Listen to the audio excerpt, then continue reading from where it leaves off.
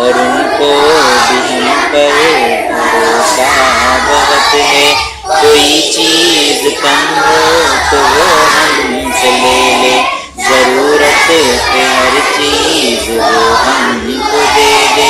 जो त्योहार आए तो घर पर बुलाए, आवाजें करे और इज्जत बढ़ाए। वो रखते अपना खुला दे हमेशा, खुशी और गम में शामिल हमेशा।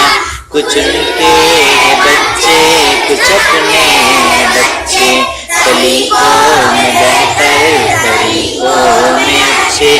न झगड़े न रूठे न गुस्सा दिखाए, सब एक साथ खेले हंसे मुस्कुराए।